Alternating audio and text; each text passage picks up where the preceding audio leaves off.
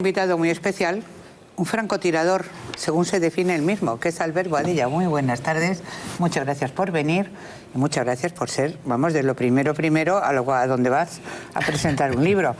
Tú y yo nos tenemos mucho cariño, dices que somos supervivientes.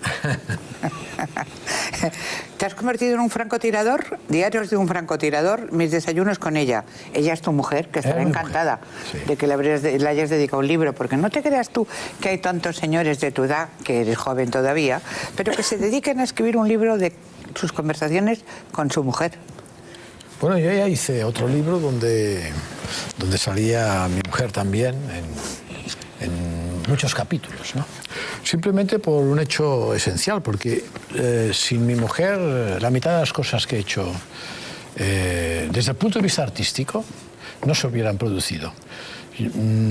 Siempre estoy pendiente de lo que ella piensa, de lo que me dice, de su juicio. Cuando a veces estoy incluso en teatro haciendo una escena, una situación, pienso, ¿le gustará eso a Dolores o no le gustará? Por lo tanto, es una dependencia casi patológica. Ah, está muy bien. Da gusto que haya dependencias patológicas de la mujer de uno y de su familia.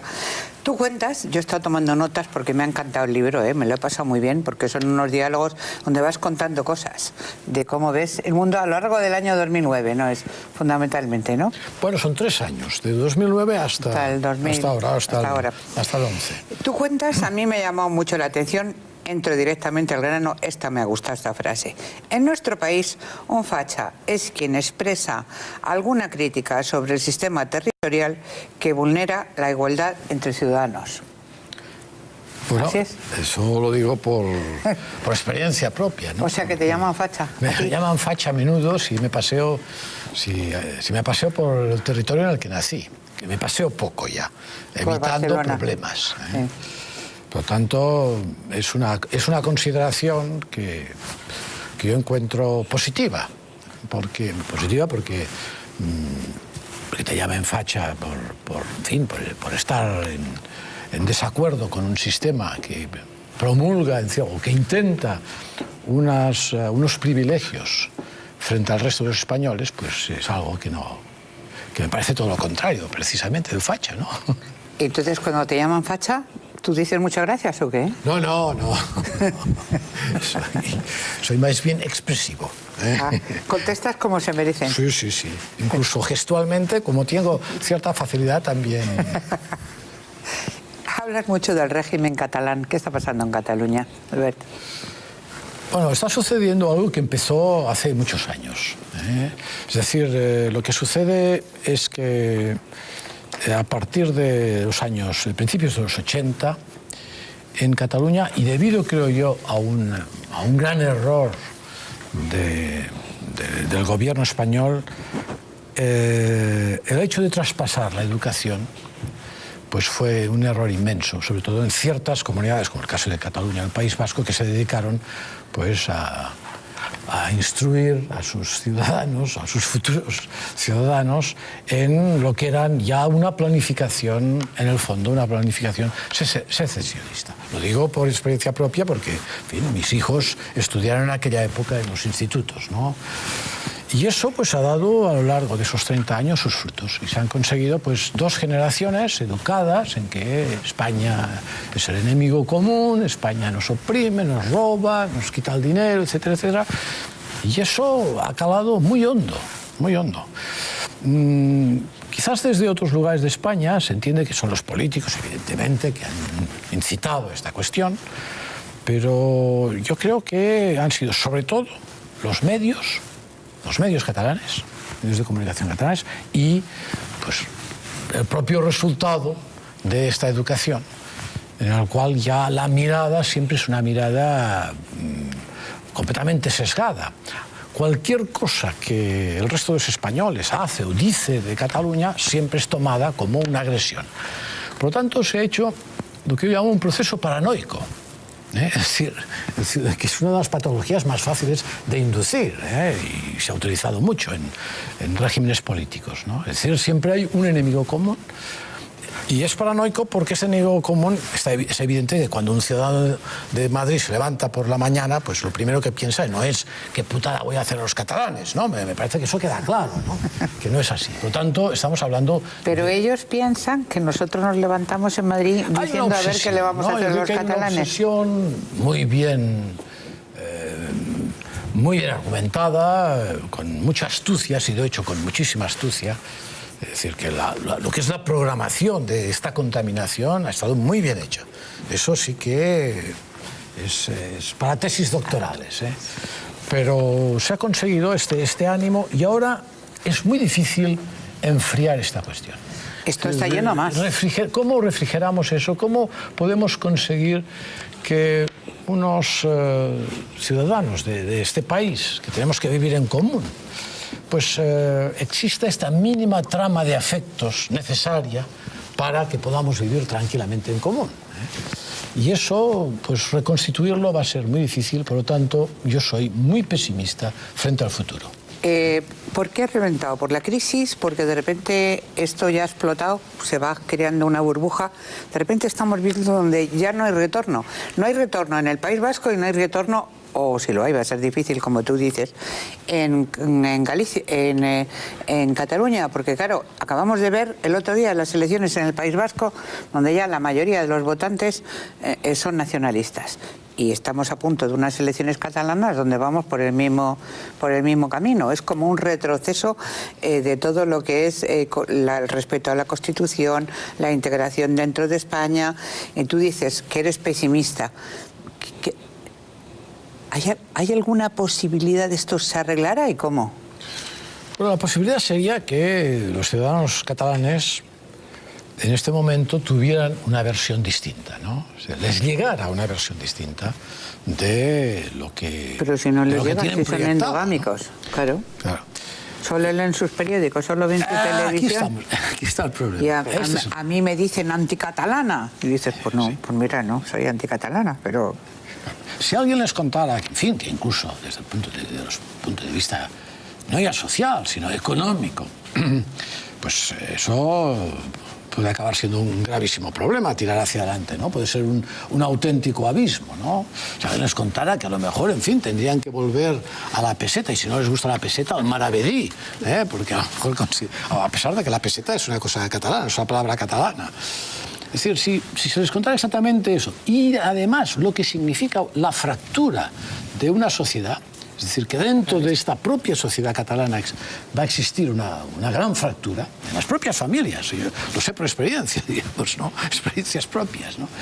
Si esto se consiguiera transmitir, seguramente que prevalecería el sentido común y una parte importante de esta ciudadanía pues no entraría en estos delirios. Te voy a poner dos cosas para que tú las comentes con nosotros como si fuera un comentario de estos de tu libro que le haces a tu mujer.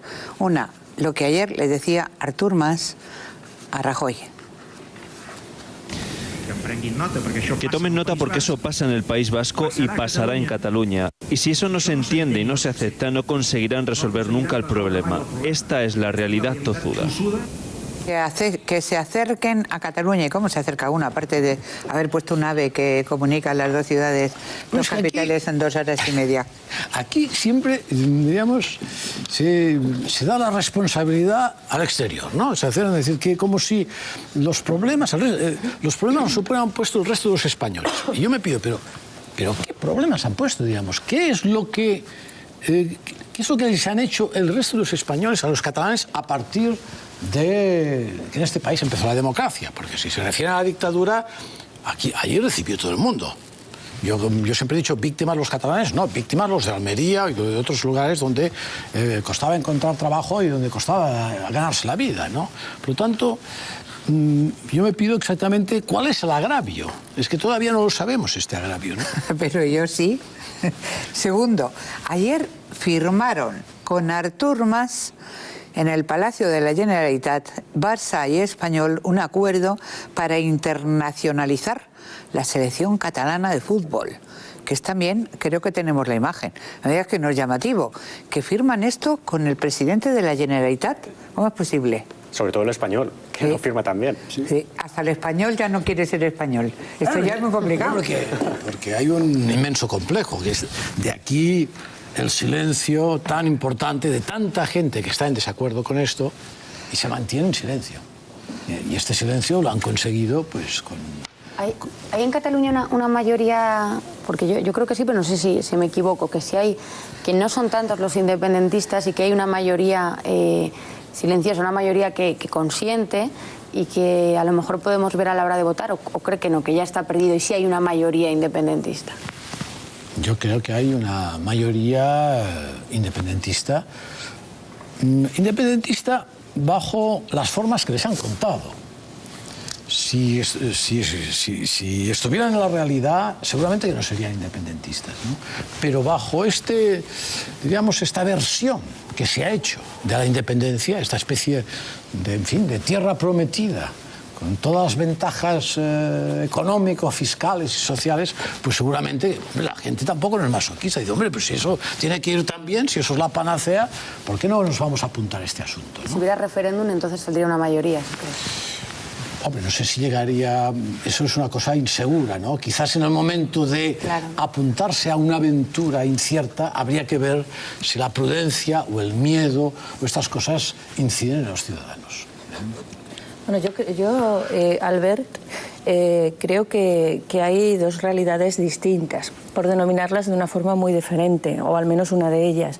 Por un lado, la de los políticos y los medios de comunicación, que trasladan algo que no se vive en la realidad, y por otro lado, la de los ciudadanos. Es verdad que hay muchos ciudadanos independentistas, muchos ciudadanos contaminados, muchos ciudadanos manipulados, pero también hay una mayoría silenciosa que no sale ahí, que no quiere problemas. Pero es cierto que los políticos se reparten el territorio, todos los políticos de cualquier partido político, y que los medios de comunicación catalanes siempre han vivido de las subvenciones y son muy institucionalistas, de las subvenciones del gobierno de turno. Pero hay, yo creo, una realidad completamente distinta en la que los tópicos, eso de que España nos roba y en Cataluña se paga menos, han ido calando. Pero es que el capital humano que tiene Cataluña es hijo de la emigración, porque la burguesía catalana es mínima, prácticamente inexistente, pero el capital humano es todo hijo de la emigración.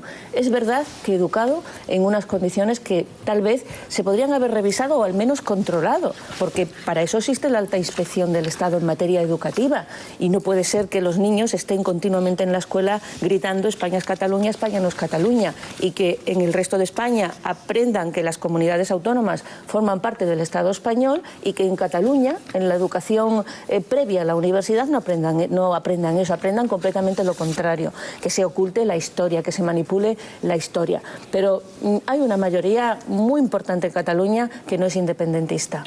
Bueno, vamos a ver.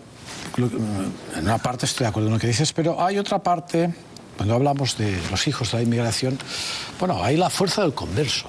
No hay que olvidar la potencia del converso, es decir, de aquellos hijos de la inmigración que para colocarse, digamos, en un determinado estatus, pues se colocan en la línea nacionalista o independentista, ¿no? Eso es como un estatus social, ¿no? Después tenemos realidades distintas. La del mundo rural, por ejemplo. El mundo rural, yo te diría que el 90% es independentista. O sea, yo vivo en un pueblo de 300 habitantes, ¿eh? Este pueblo es todo él, exceptuando 2 o 3 personas que han venido a veces se me acercan a decir yo no soy de ellos, han aclarado esta cuestión. El resto es independentista. Y llegan, pues qué sé yo, la bandera independentista, esta especie de bandera cubana que se han inventado. Con la estrella. Encima del campanario. Encima del campanario. En el campanario, que yo envié incluso una carta a Ronco diciendo ¿cómo es posible? A ver, eso que es una iglesia, que es un lugar de unión, ¿cómo se puede hacer todo lo contrario, ¿no? Que es un lugar de desunión. Oye, ¿qué te dicen los vecinos? ¿Qué me dicen? ¿A ti cómo te llevas con ellos? No, bien. Estas cosas, diríamos, hay un cierto, digamos, nos saludamos por lo menos, ¿no? Alguno que no, pero en fin, son excepcionales, ¿no? Quiero decir que ha calado muy hondo, muy hondo. Me cuesta hablar de porcentajes, ¿no? Pero ha calado muy hondo porque la fantasía tiene una fuerza tan importante, porque todo es fantasía, todo es un invento, la historia que se... Todo ese pasado catalán, de Mil años de nación que historia, fue, sí. todo es un invento total. Pero claro, la fantasía es mucho más potente que la realidad. No lo olvidemos eso. Yo lo sé por oficio. O sea, Yo además... es un elemento que tiene una importancia tremenda, ¿no? Y es lógico, porque la realidad pues tiene crudeza, tiene dolor, entonces a la gente le cuesta aceptarla. ¿Y este Artur Mas qué le ha pasado? Que parecía un hombre medianamente sensato y de repente se ha subido en esta nube, ha decidido ser como un personaje de una obra que parece que se te hubiera ocurrido, a ver, voy aquí a fabricar el personaje del catalán antiespañol, y de pronto dices, pero si parecía normalito, ¿no? La atención, entro directamente al grano, me ha gustado esta frase. En nuestro país, un facha es quien expresa alguna crítica sobre el sistema territorial que vulnera la igualdad entre ciudadanos.